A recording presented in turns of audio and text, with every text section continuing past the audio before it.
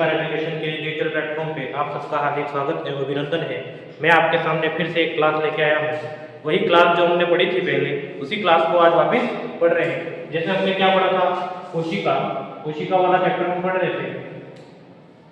कोशिका में हमने महत्वपूर्ण चीजें जो थी वो पढ़ ली थी। कोशिका की खोज किसने की? रॉबर्ट हुक ने की थी। कब की थी? 1665 में। किसमें की थी? कोर्स की झिल्ली में की थी। कोशिका सिद्धांत किसने दिया? स्लीडन एंड श्वान ने दिया। श्वान कौन थे? जूलॉजिस्ट थे। और स्लीडन कौन थे? बॉटनिस्ट थे। ये चीजें हमने पढ़ी थी।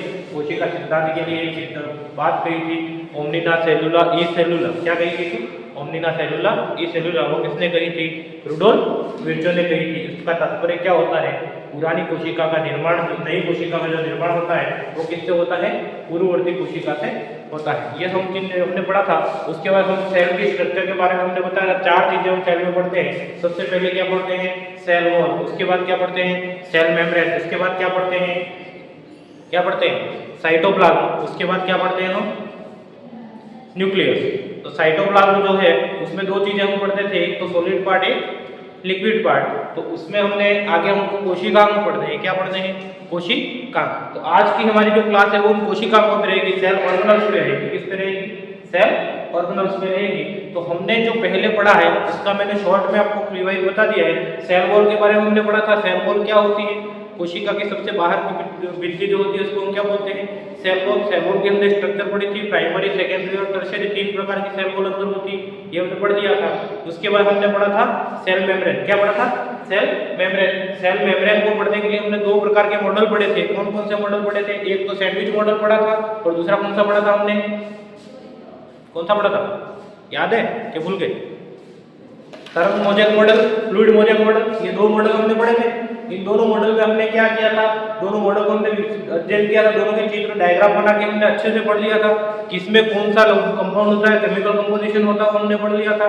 जैसे हमने पढ़ा था सैंडविच मॉडल। सैंडविच मॉडल में कौन क्या क्या होते हैं?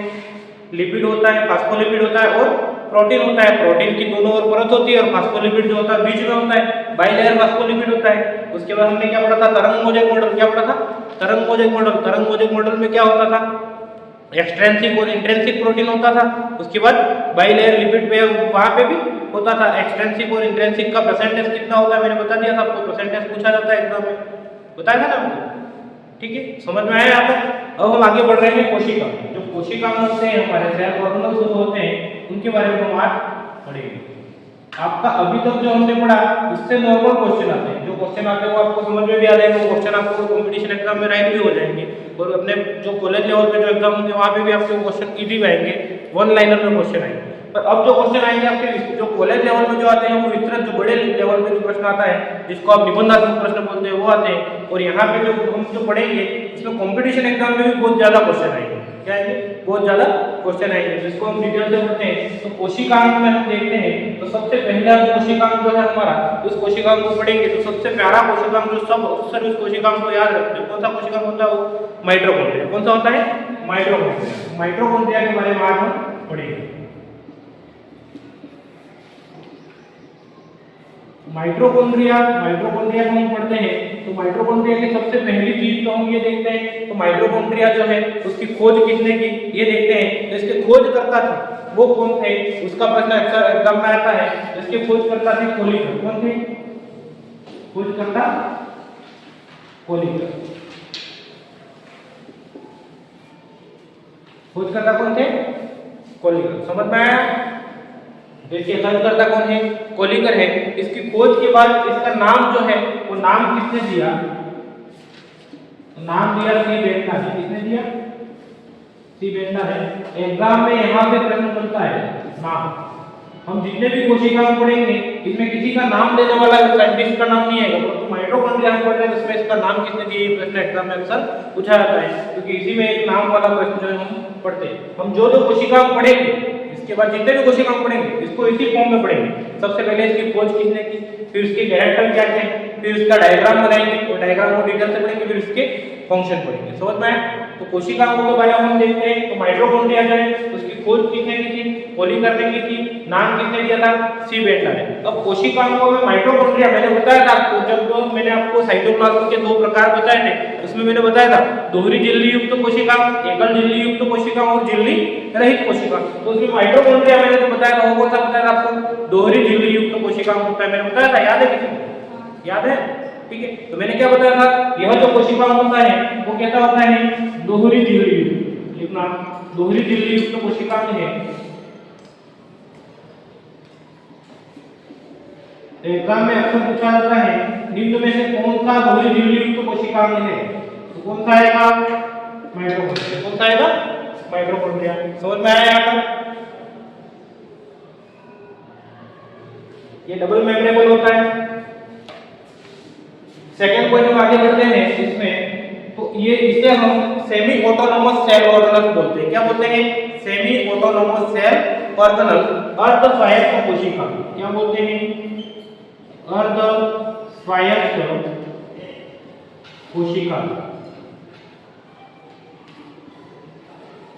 इसको क्या बोलते हैं हम, अर्ध स्वायत्त कोशिका, यानी इसका क्या नाम आएगा, सेमी ऑटोनोमस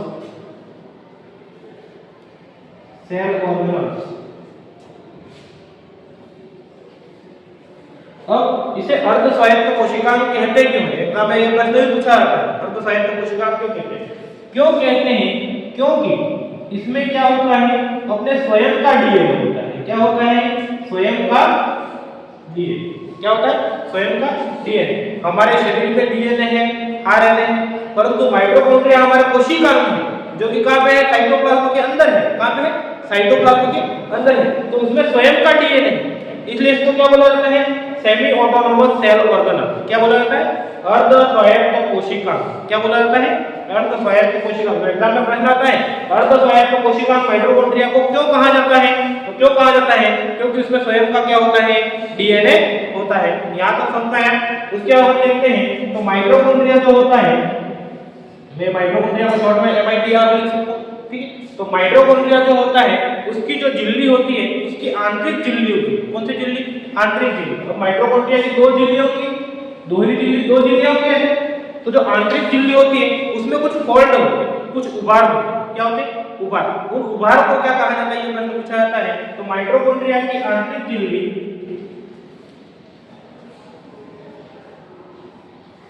माइटोकॉन्ड्रिया की आंतरिक झिल्ली में उंगलीनुमा उभार,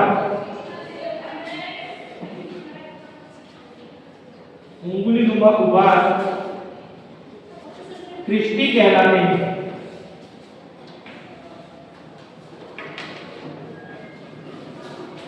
क्या कहलाते हैं, क्रिस्टी कहलाते हैं। तो समझ में आया, माइटोकॉन्ड्रिया की आंतरिक झिल्ली में कुछ उभार होते हैं, उंगलीनुमा उभार होते हैं। उन उभार को क्या कहा जाता है, क्रिस्टी। क्या कहा जाता है, क्रिस्टी। समझ में आया, क्रिस्टी किसे कहते हैं, क्रिस्टी का प्रश्न आएगा एग्जाम में। क्रिस्टी किसे कहते हैं, क्रिस्टी किसे कहते हैं, आंतरिक उभार जो होते हैं उसको हम क्या बोलते हैं, क्रिस्टी। किसमें, माइटोकॉन्ड्रिया की आंतरिक झिल्ली। मैं चित्र बनाऊंगा माइटोकॉन्ड्रिया का, आपको ये सब चीजें समझ में आ जाएगी। एक बार ये मैं बता रहा हूँ क्या क्या बातें हैं इसके बारे में वो बता रहा हूँ, फिर चित्र में अपन इसको समझेंगे आराम से, उसको अपन फीलिंग लेंगे कि ये क्या है, माइटोकॉन्ड्रिया क्या है, तो पूरी फीलिंग हम चित्र में लेंगे, ठीक है। डायग्राम जब बनाएंगे तब लेंगे। अब देखना, माइटोकॉन्ड्रिया की आंतरिक झिल्ली जो होती है उसमें उंगलीनुमा उभार को क्या बोलते हैं, क्रिस्टी। ये जो क्रिस्टी होती है उस वो क्रिस्टी क्या होती है, क्रिस्टी जो होती है वो ईटीएस साइकिल का स्थल होता है। क्या होता है, साइट ऑफ ईटीएस साइकिल। जो हमारा इलेक्ट्रॉन ट्रांसपोर्ट सिस्टम ईटीएस, एक जगह चलता है इलेक्ट्रॉन ट्रांसपोर्ट सिस्टम ईटीएस। तो जो ईटीएस जो हमारा होता है इसका स्थल कौन सा होता है, वो कौन सा होता है, Christie.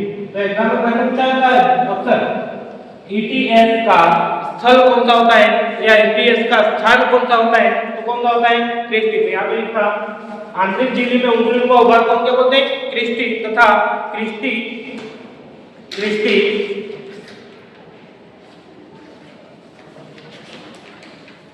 ETS electron transport system, ETS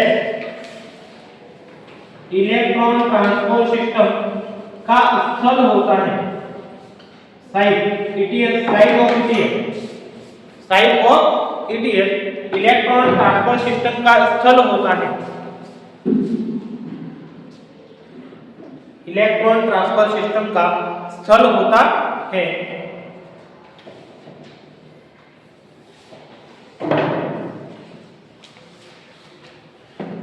यहां तक समझ में आया? ठीक है, अब आगे हम बढ़ते हैं। तो माइटोकॉन्ड्रिया की एक तो आंतरिक झिल्ली है, एक बाहरी झिल्ली। झिल्लियां कितनी है? दो, एक तो बाहर है, एक और अंदर है। तो बीच में कुछ स्पेस है, कुछ भाग है, उस भाग को क्या बोलते हैं, ये एग्जाम में प्रश्न आता है। तो माइटोकॉन्ड्रिया की आंतरिक झिल्ली तथा बाह्य झिल्ली के मध्य स्थल को पैरा माइटोकॉन्ड्रियल स्पेस बोलते हैं। क्या बोलते हैं? Para mitochondrial space. तो हमारी आंतरिक झिल्ली, माइटोकॉन्ड्रिया की आंतरिक झिल्ली तथा बाह्य झिल्ली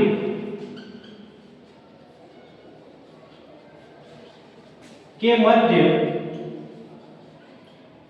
स्पेस या रिक्त स्थान, क्या कहते हैं? स्पेस या रिक्त स्थान या खाली स्थान जो भी लिखो, को peri mitochondrial space, peri mitochondrial space कहते हैं। समझ में आया? माइटोकॉन्ड्रिया की आंतरिक झिल्ली तथा बाह्य झिल्ली के मध्य स्थल को हम क्या बोलते हैं? पेरी माइटोकॉन्ड्रियल स्थल बोलते हैं। क्या बोलते हैं? पेरी माइटोकॉन्ड्रियल स्थल या स्थान। तो आउटर मेम्ब्रेन और इनर मेम्ब्रेन के मध्य जो स्थान होता है, आउटर मेम्ब्रेन यानी बाह्य झिल्ली और इनर मेम्ब्रेन यानी आंतरिक झिल्ली, इन दोनों के मध्य जो स्थान होगा उस स्थान को हम क्या बोलेंगे? Peri mitochondrial space. यहां तक समझ में आया? अब पेरी माइटोकॉन्ड्रियल स्पेस जो होता है वो किसका स्थल होता है, ये भी एग्जाम में पूछा जाता है। तो पेरी माइटोकॉन्ड्रियल स्थल जो होता है वहां पे एक रिएक्शन होती है जिसका नाम होता है लिंक रिएक्शन। क्या नाम होता है? Link reaction. समझना, लिंक रिएक्शन है क्या? ठीक है, जब मैंने बताया एक जो हमारा कोशिकांग होता है, उस कोशिकांग में सबसे बाहर जो हमारा कोशिका होती है, उस कोशिका के सबसे बाहर की मिट्टी को हम क्या बोलते हैं? क्या बोलते हैं? Cell wall. किसमें होती है सेल वॉल? पादप कोशिका में। किसमें होती है? पादप कोशिका। जबकि जंतु कोशिका में सेल वॉल अनुपस्थित होती है। तो जंतु कोशिका में क्या रहेगी? Cell membrane. और सेल मेम्ब्रेन के अंदर जो हमारा रहेगा वो क्या रहेगा? साइटोप्लाज्म, कोशिका द्रव्य। क्या बोलेंगे इसको? कोशिका द्रव्य। क्या बोलेंगे? कोशिका द्रव्य। इस कोशिका द्रव्य के अंदर क्या रहेंगे? कोशिका क्या रहेंगे? कोशिका रहेंगे। समझ में? कोशिका द्रव्य के मध्य जो स्थान होता है, मध्य जो है उसको हम क्या बोलते हैं? कोशिकांग। क्या बोलते हैं? कोशिकांग। अब कोशिकांग के बाहर जो द्रव है वो द्रव हमारा क्या है? क्या है? कोशिका द्रव्य। अब इस कोशिका द्रव्य में एक चक्र चलता है ग्लाइकोलाइसिस। कौन सा चक्र चलता है? ग्लाइकोलाइसिस। मैंने कल बताया था जब इसका फ्लो डायग्राम बताया था, ग्लाइकोलाइसिस चक्र का स्थान जो होता है वो कौन सा होता है वो बता दिया था। वो कहां पे होता है? कोशिका द्रव्य में होता है। समझ में? कोशिका द्रव्य में क्या होता है? ग्लाइकोलाइसिस। इस ग्लाइकोलाइसिस में होता क्या है? हमारा जो ग्लूकोज है, क्या है? ग्लूकोज। ये जो ग्लूकोज है वो किसमें बदलता है? Pyruvate acid. किसमें बदलता है? Pyruvate acid. ये ग्लूकोज जो होता है वो 6 कार्बन वाला होता है। कितने कार्बन वाला होता है? 6 कार्बन वाला। और ये पाइरुवेट एसिड जो होता है वो कितने कार्बन वाला होता है? 3 कार्बन। कितने कार्बन वाला होता है? 3 कार्बन। अब यहाँ पे हम जब ये लिंक रिएक्शन की बात कर रहे हैं तो ये इससे कैसे रिलेटेड है समझना। ये जो पाइरुवेट एसिड होता है 3 कार्बन वाला, वो माइटोकॉन्ड्रिया की बाह्य झिल्ली जो होती है उसके लिए तो क्या होता है? पारगम्य होता है। क्या होता है? पारगम्य। परंतु आंतरिक झिल्ली के लिए पारगम्य नहीं होता है। तो इस 3 कार्बन वाले पाइरुवेट एसिड को कितने में बदला जाता है? 2 कार्बन में बदला जाता है। कितने कार्बन में बदला जाता है? 2 कार्बन में बदला जाता है। और वो 2 कार्बन में बदलने वाली जो रिएक्शन है हमारी, वो कौन सी रिएक्शन है? Link reaction. तो यहाँ पे इस पेरी माइटोकॉन्ड्रियल स्पेस में कौन सी रिएक्शन होगी? लिंक रिएक्शन होगी। कौन सी रिएक्शन होगी? Link reaction. तो इस लिंक रिएक्शन में होता क्या? लिंक रिएक्शन में ये पाइरुवेट एसिड जो होता है वो एसिटाइल कोएंजाइम ए में चेंज होता है। किसमें चेंज होता है? एसिटाइल कोएंजाइम ए में चेंज होता है, जो कि कितने कार्बन वाला होता है? 2 कार्बन वाला। तो फिर ये जो इनर मेम्ब्रेन जो होगी वो इस 2 कार्बन के लिए क्या हो जाएगी? पारगम्य हो जाएगी। क्या हो जाएगी? पारगम्य। ये अंदर की ओर जाएगी। तो यहाँ पे कौन सी रिएक्शन होती है? पेरी माइटोकॉन्ड्रियल स्पेस में कौन सी रिएक्शन होती है? कौन सी रिएक्शन होती है? Link reaction. कौन सी रिएक्शन होगी? Link reaction. तो हमने क्या लिखा अभी? आंतरिक झिल्ली तथा बाह्य झिल्ली के मध्य स्पेस जो होता है उसको क्या बोलते हैं? पेरी माइटोकॉन्ड्रियल स्पेस बोलते हैं। तो इस स्थल लिखना आगे, इस स्थल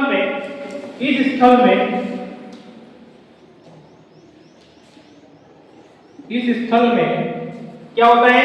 लिंक रिएक्शन होती है, लिंक अभिक्रिया, लिंक रिएक्शन अभिक्रिया होती है। इस स्थल में लिंक अभिक्रिया या लिंक रिएक्शन होती है।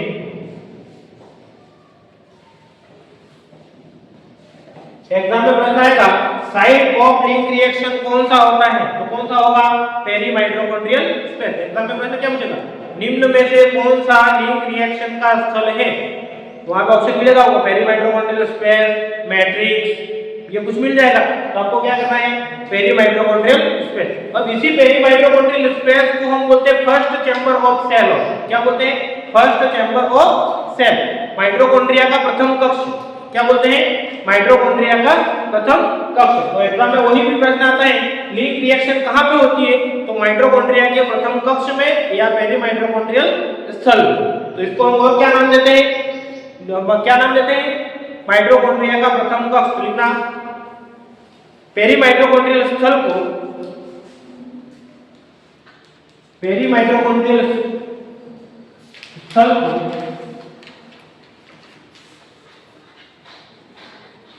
लिंक अभिक्रिया का फर्स्ट चैम्बर, प्रथम कक्ष,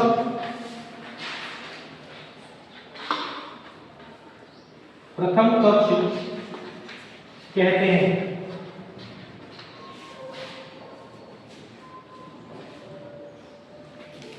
प्रथम कक्ष कहते हैं। अब माइटोकॉन्ड्रिया में हमने पढ़ा, सबसे पहले क्या पढ़ा? माइटोकॉन्ड्रिया में हमने माइटोकॉन्ड्रिया स्टार्ट किया। यह दोहरी झिल्ली युक्त कोशिका होता है। कैसा होता है? दोहरी झिल्ली युक्त कोशिका होता है। इसकी आंतरिक झिल्ली में कुछ फोल्ड होंगे, उंगलीनुमा उभार होंगे। उन उभार को हम क्या बोलते हैं? क्रिस्टी बोलते हैं। क्रिस्टी में कौन सा चक्र चलता है? ईटीएस चक्र। कौन सा चक्र चलता है? ईटीएस चक्र चलता है। उसके बाद हमने आगे क्या पढ़ा? दो जो हमारी इनर मेम्ब्रेन और आउटर मेम्ब्रेन माइटोकॉन्ड्रिया की होती है, उसके मध्य का जो स्पेस होता है, उस स्पेस को हम क्या बोलते हैं? Peri mitochondrial space. और इस स्पेस में कौन सी अभिक्रिया होती है? लिंक अभिक्रिया। कौन सी अभिक्रिया होती है? लिंक अभिक्रिया। लिंक अभिक्रिया के पश्चात हम अब आगे बढ़ते हैं, अंदर की ओर जाते हैं। तो माइटोकॉन्ड्रिया की इनर मेम्ब्रेन के मध्य में जो स्थान होता है, उस स्थान में के अंदर कुछ लिक्विड भरा होता है। उस लिक्विड को हम क्या बोलते हैं? मैट्रिक्स। क्या बोलते हैं? मैट्रिक्स। लिखना माइटोकॉन्ड्रिया में, माइटोकॉन्ड्रिया के मध्य में या इनर मेम्ब्रेन के अंदर, लिखना माइटोकॉन्ड्रिया के आंतरिक झिल्ली के अंदर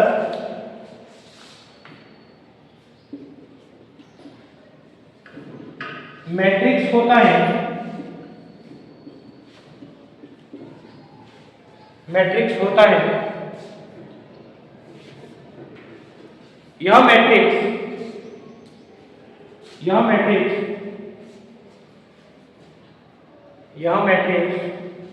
क्रेब्स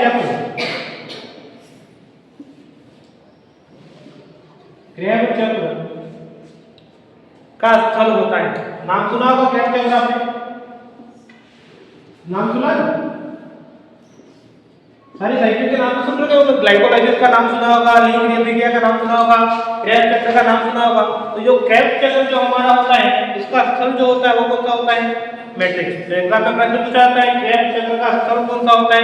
मैट्रिक्स। मैट्रिक्स जब हम चित्र बनाएंगे, पूरा डायग्राम बनाएंगे, ये सारी चीजें मैं आपको वहां पे पूरी अच्छे से समझाऊंगा। समझ में? तो अब मैट्रिक्स क्या है समझ में आ गया? लिखना क्रिस्टी पर, जो क्रिस्टी क्या है? इनर कॉर्ड, आंतरिक झिल्ली जो होती है उसके अंदर उंगलीनुमा उभार क्या है? क्रिस्टी। लिखना इन क्रिस्टी पर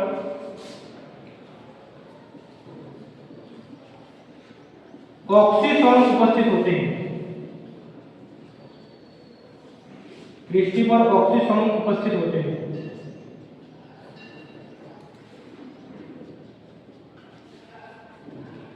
क्रिस्टी पर ऑक्सीसोम उपस्थित होते हैं। अब एक ऑक्सीसोम की हम स्ट्रक्चर बनाते हैं।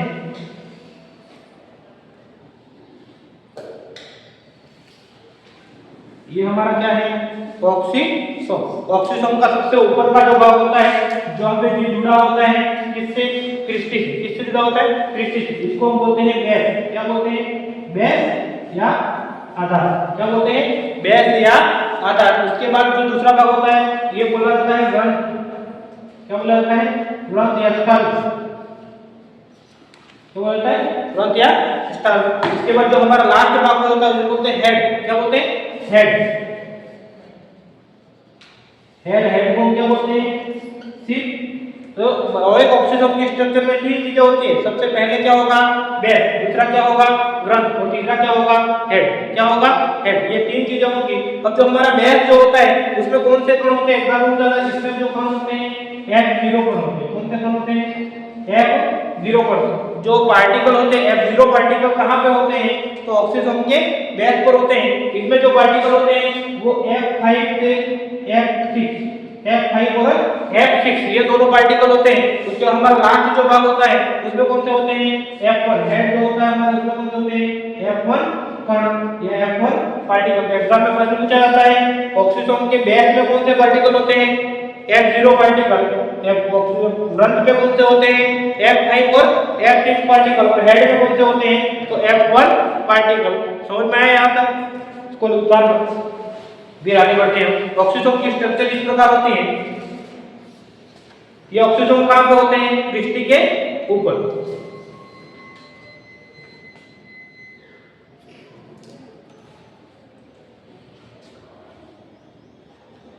समझ में आ रहा है यहां,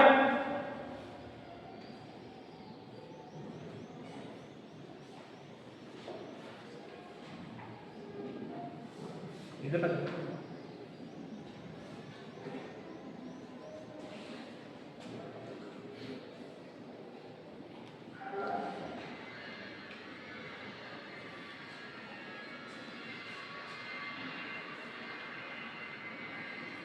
मैट्रिक्स क्रैब चक्र का स्थल होता है। क्रिस्टी पर ऑक्सीजन होते हैं। ऑक्सीजन की स्ट्रक्चर इस प्रकार होती है। एक ऑक्सीजन ऐसा होता है, बहुत सारे ऑक्सीजन होंगे एक क्रिस्टी पर। एक क्रिस्टी पर 4 से 5 ऑक्सीजन मिलेंगे और सारी क्रिस्टियों पर बहुत सारे मिलेंगे।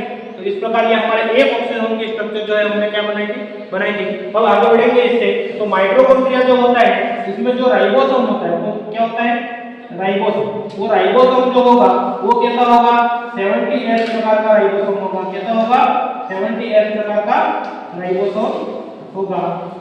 तो माइटोकॉन्ड्रिया में कौन सा राइबोसोम होता है, 70S का राइबोसोम। 70S प्रकार का राइबोसोम जो होता है वो होता है। उसके बाद हम देखते हैं तो माइटोकॉन्ड्रिया को सेल विद इन सेल भी कहा जाता है। कोशिका के अंदर कोशिका भी कहा जाता है। क्या कहा जाता है, कोशिका के अंदर कोशिका, तो सेल विद इन सेल।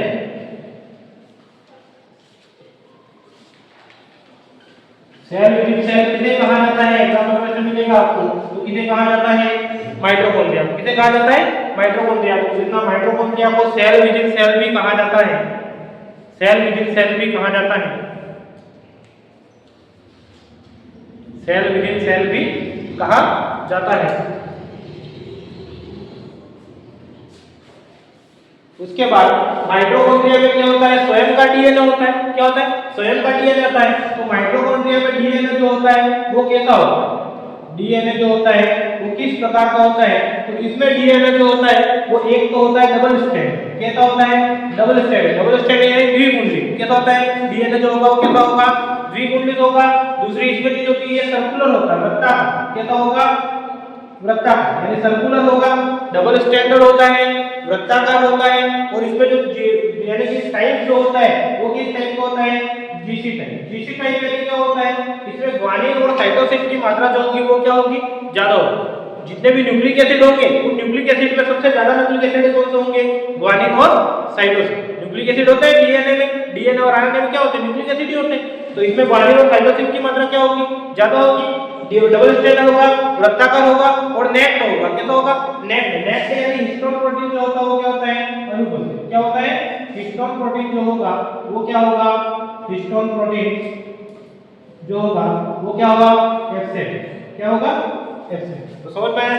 इसका डीएनए जो होता है वो कैसा होता है, डबल स्टैंडर्ड, द्विकुंडलित। हिंदी में लिखेंगे क्या लिखेंगे, द्विकुंडलित, वृत्ताकार, जीसी टाइप और नेक्ड। हिस्टोन प्रोटीन जो होगा वो क्या होगा एब्सेंट, इसलिए इसको क्या बोला जाता है नेक्ड यानी नग्न। नेक्ड को हम क्या बोलते हैं नग्न हिंदी में।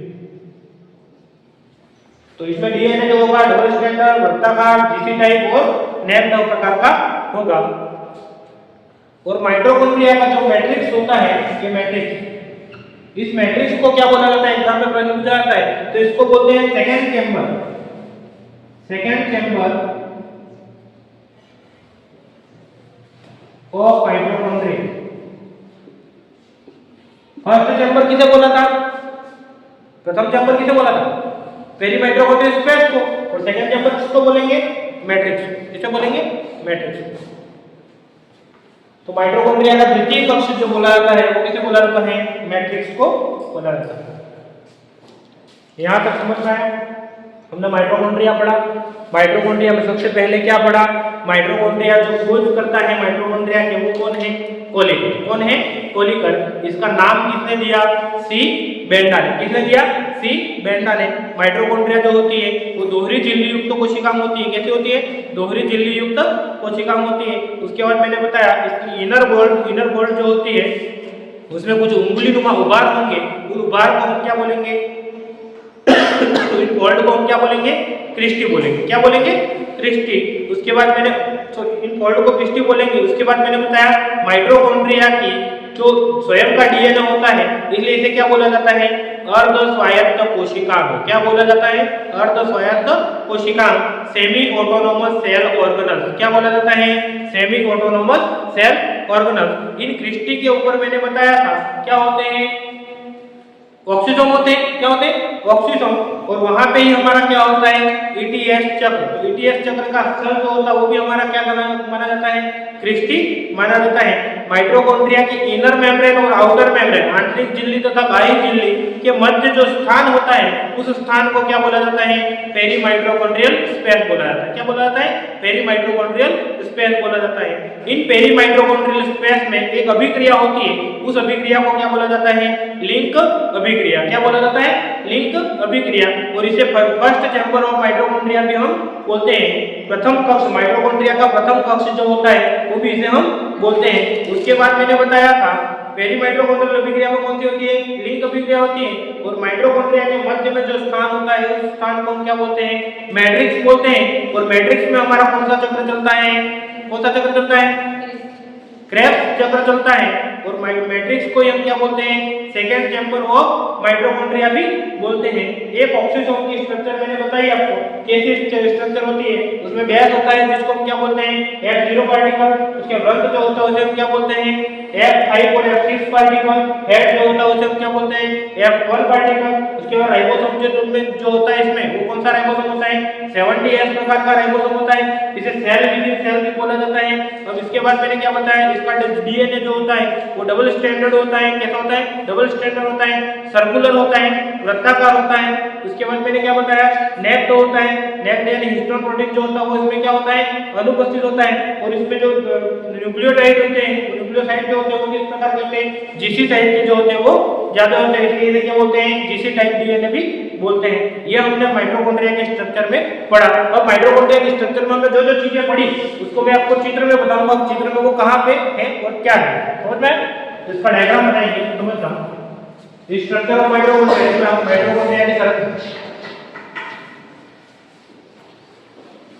समझ में आया कि नहीं है।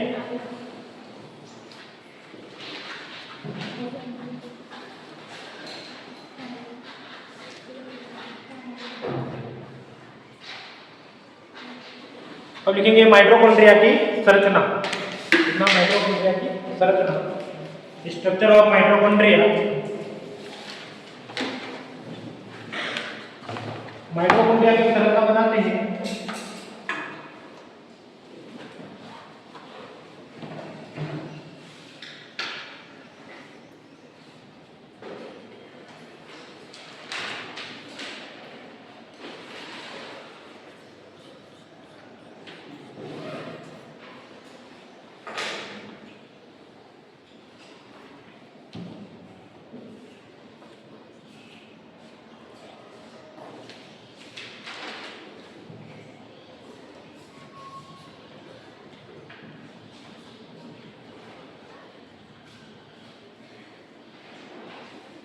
देखो ये हमारी क्या है, माइटोकॉन्ड्रिया के स्ट्रक्चर है।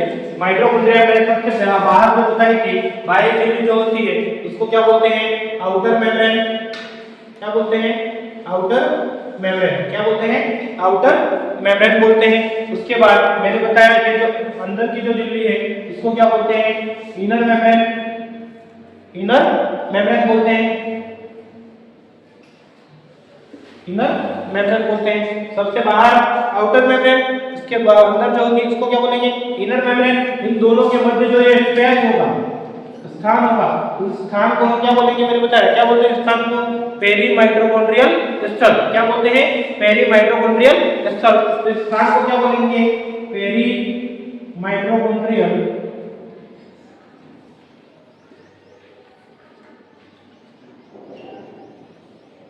पेरी माइटोकॉन्ड्रियल स्थल।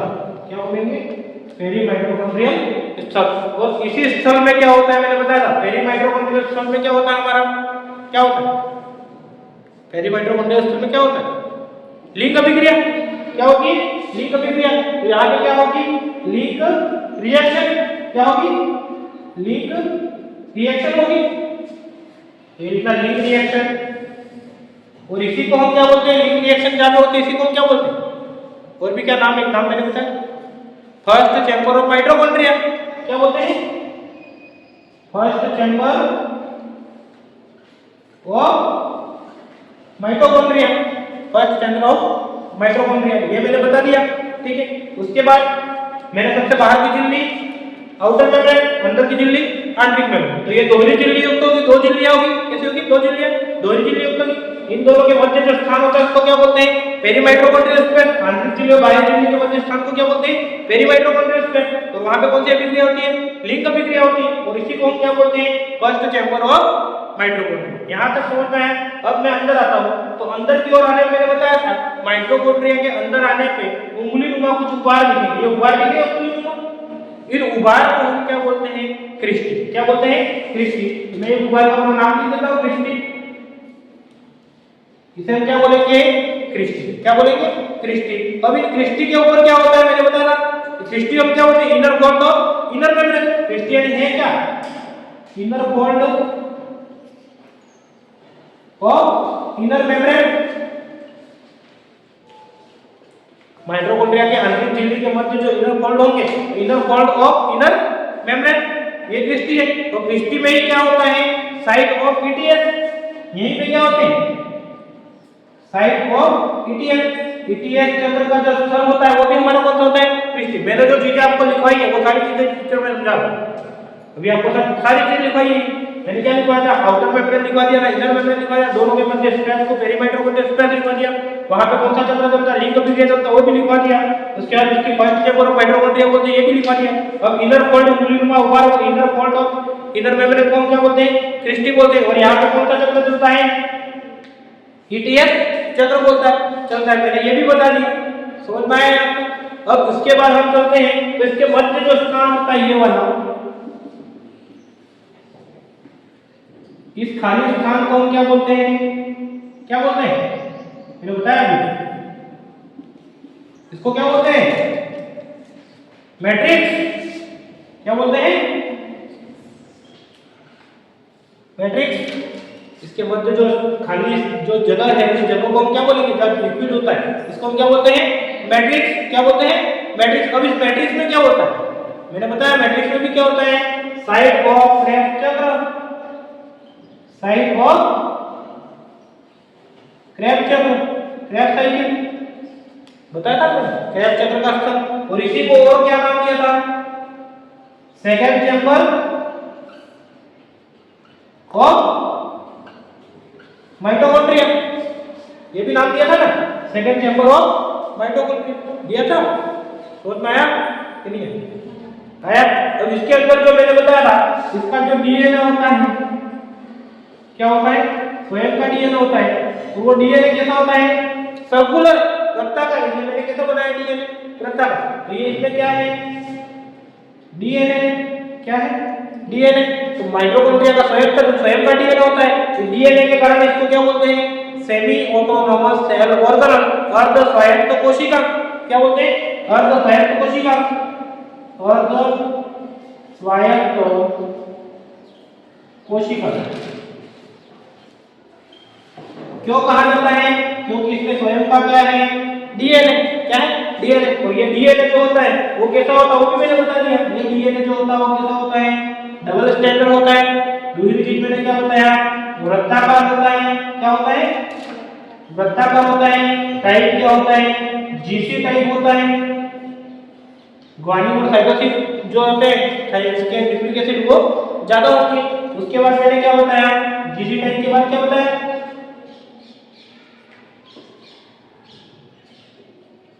GC type. इसके बाद बताया ये कैसा होता है? नेक्ड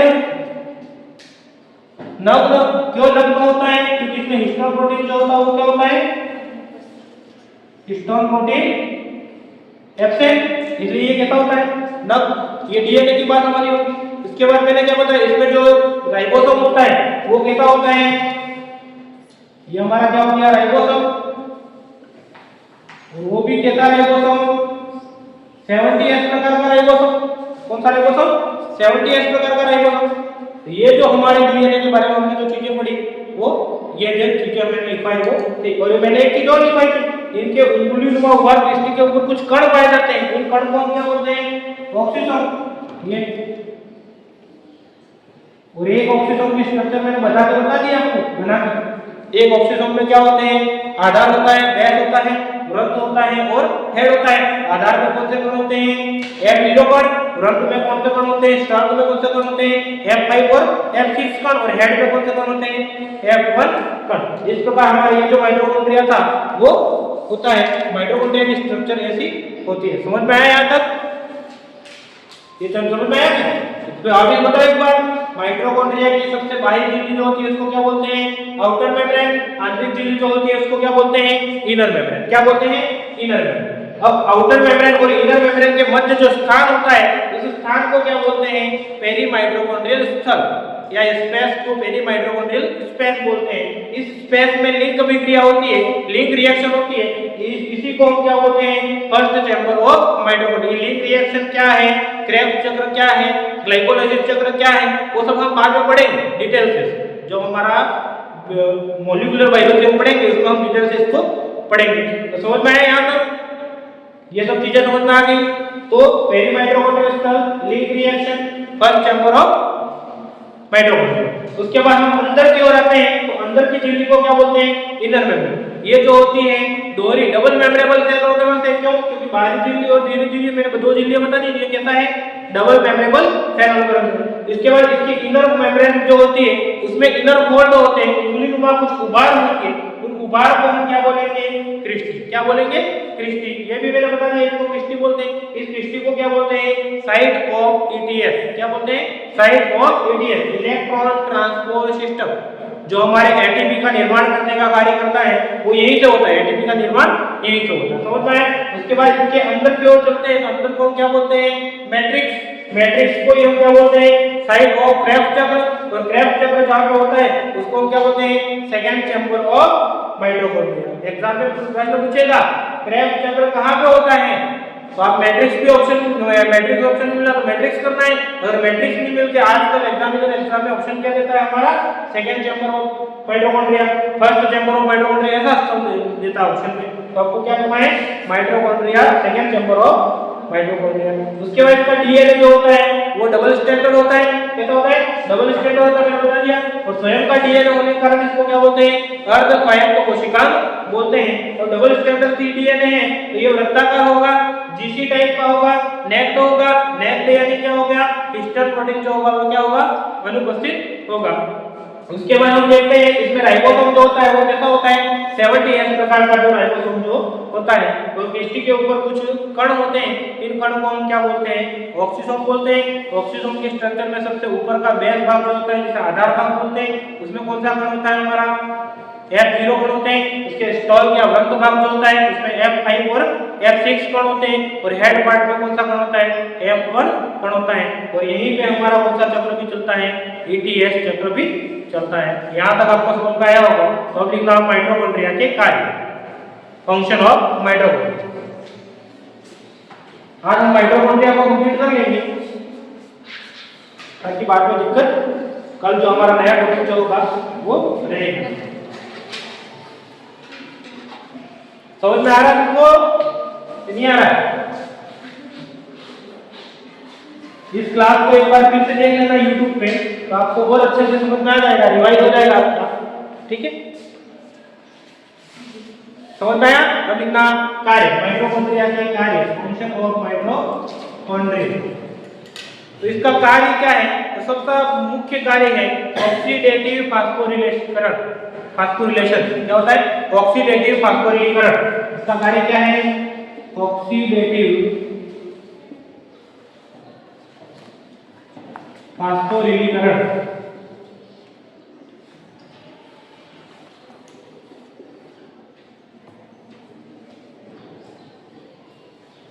ऑक्सीडेटिव फास्फोरिलीकरण क्या कार्य है इसका? ऑक्सीडेटिव फास्फोरिलीकरण। इसका तात्पर्य क्या होता है? ऑक्सीडेटिव फास्फोरिलीकरण का तात्पर्य क्या होता है? जब वायवीय श्वसन जो होता है, वायवीय श्वसन जो होता है, उस वायवीय श्वसन में क्या होता है? एरोबिक रेस्पिरेशन जो है, हमारा एरोबिक रेस्पिरेशन जो होता है उसमें ऊर्जा का उत्पादन करना। किसका उत्पादन करना? ऊर्जा का। किसमें? वायवीय श्वसन में, वायवीय श्वसन में ऊर्जा का क्या करना? उत्पादन करना। तो इसका मुख्य कार्य क्या हो गया? ऑक्सीडेटिव फास्फोरिलीकरण, यानी वायवीय श्वसन में ऊर्जा का क्या करना? उत्पादन करना। अब ये ऊर्जा का उत्पादन करता है, इसीलिए माइटोकॉन्ड्रिया को एग्जाम में अक्सर यहाँ से प्रश्न पूछा जाता है, वो प्रश्न यही चाहता है। ठीक है, तो माइटोकॉन्ड्रिया को क्या नाम दिया जाता है? कोशिका का बिजलीघर। क्या बोला जाता है? कोशिका का बिजलीघर, power house of cell. Power house of cell, कोशिका का बिजलीघर या कोशिका का शक्तिघर। इंग्लिश में बोलते हैं पावर हाउस ऑफ सेल, और हिंदी में इसके दो नाम लिखते हैं, कोशिका का शक्तिघर, शक्तिघर, और कोशिका का